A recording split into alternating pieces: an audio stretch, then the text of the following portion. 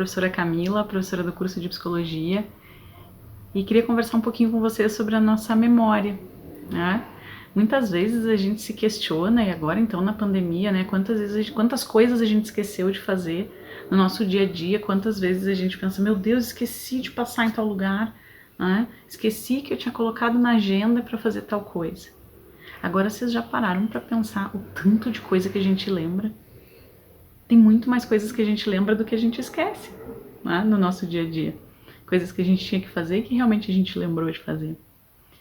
Então eu queria contar um pouquinho porque a memória ela é uma função bastante complexa, ela é uma função que não é unitária e é uma função que depende de outras funções cognitivas também, assim como a atenção e as emoções. Então ela é influenciada por vários aspectos, né? Aspectos atencionais, aspectos emocionais. Então muitas coisas que a gente vive no nosso dia a dia, na nossa vida, acabam sendo influenciados por essas variáveis, por questões emocionais, né? Porque muitas vezes a gente está muito ansioso com determinada situação e aí a gente acaba esquecendo de outras coisas. Então são muitas influências que vão sofrendo a nossa memória. Mas é importantíssimo vocês saberem que a nossa memória, a memória de longo prazo, ela é uma memória ilimitada. É uma memória que ninguém sabe a quantidade de informações que a gente é capaz de armazenar nela.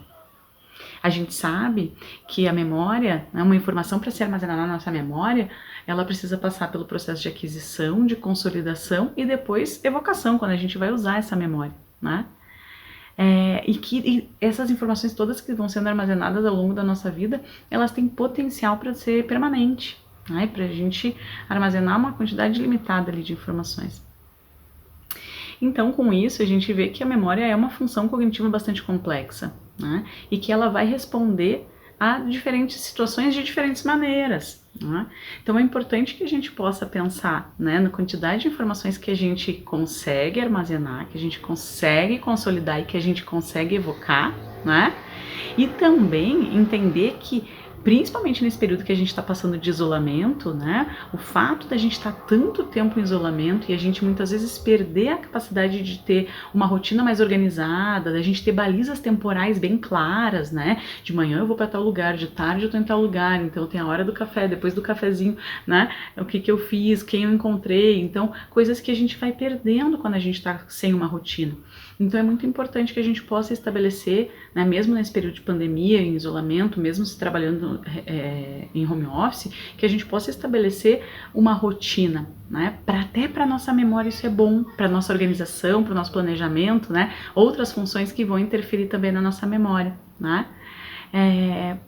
E uma coisa muito importante que acho que a gente tem tido, não só no isolamento, em função da pandemia, né, mas o mundo tem exigido que a gente preste atenção em muitas coisas ao mesmo tempo. E isso acaba prejudicando a nossa memória. Então, para que a gente tenha uma boa memória, né, é fundamental que a gente tenha uma noite de sono bem dormida, que a gente se alimente bem, que a gente faça pausas ao longo do nosso dia, que a gente se envolva na nossa, que a gente organize uma rotina que a gente possa se envolver em atividades mentais, mas também em atividades que não exijam tanto, né, desse engajamento mental. Que a gente possa, se a gente está envolvido, né, muito em atividades mentais ao longo do nosso dia, que a gente possa fazer pausas, que a gente possa dar uma caminhadinha dentro de casa mesmo que seja, que a gente possa esticar o corpo, que a gente possa tomar uma água, né? E também tomar um cafezinho, que além de delicioso ajuda na nossa memória.